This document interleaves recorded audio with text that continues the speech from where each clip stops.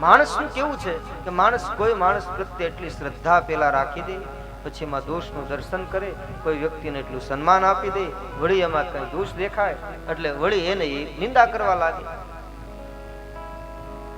આ માણસનો સ્વભાવ છે.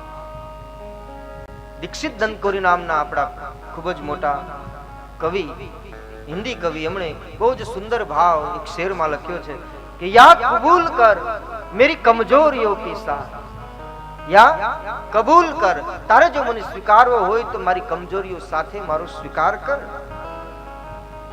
જો પ્રથમથી તું મને દેવ તરીકે સ્વીકારી લઈશ અને પછી જો મારી પાછળથી કોઈ દોષ જોઈશ તો अपराध तारो है. या कबूल कर मेरी कमजोरियों के साथ, या छोड़ दे मेरी तन्हाइयों के साथ, या छोड़ दे मेरी तन्हाइयों के साथ. कोई पण माणसने આપણે સ્વીકાર કરીએ એમાં કઈ દોષ હોય, ગુણ હોય. રામાયણમાં એ વાત જુદી છે. બે પાત્રો અપવાદ કહ્યા છે, એક મંથરા અને સંત ભરતજી.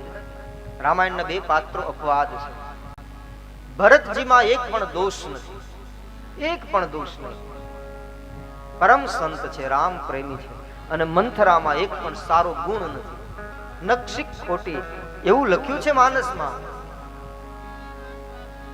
એ અપવાદ પાત્રો છે, પણ ગુણ દોષ હરેકમાં છે. માણસ છે, માણસથી ભૂલ થાય, પણ એ ભૂલ વારંવાર ન થાય. વારંવાર જ્યારે થાય ત્યારે એ પાપ બની જાય છે. જૈન પાઠકની કોઈ પંક્તિઓ છે કે દડ દડ દડ દડ દડી પડે, ભાઈ માણસ છે, માણસનો બચાવ કર્યો. દડ દડ દડ દડ દડી પડે, ભાઈ માણસ છે. હસતા હસતા રડી પડે, ભાઈ માણસ છે.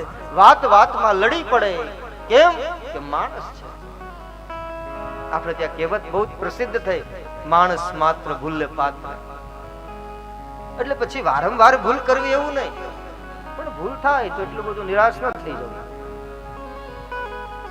એ ભૂલ નહીં, ભગવાનની સામે સમર્પિત ભાવથી આત્મનિવેદન કરી દો, પ્રાયશ્ચિત કરી દો.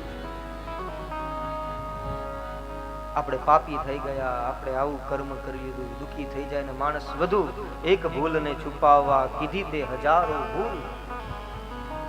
ભૂલ થઈ જાય એવું નહીં. આત્મસમર્પણ કરી અને જે કંઈ છે એ પ્રભુ ચરણે સમર્પિત કરી દેવું છે. તો માણસની અંદર ભૂલ ગુણ દોષ રહેલા છે, એ સ્વાભાવિક છે. જ્યાંથી આપણને શુભ મળે એ શુભનું ગ્રહણ કરવું. એટલે સંસારમાં દોષ પણ છે અને ગુણ પણ છે. આપણે ગ્રહણ કરવાનું છે એ ગુણને, શુભને. સત્યને ગ્રહણ કરો, અસત્યને છોડો.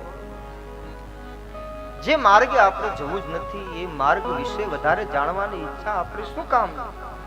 એ માત્ર આપણે પરિશ્રમ કર્યા જેવું છે. અને લેવું જ હોય તો ગમે ત્યાંથી સત્ય મળે.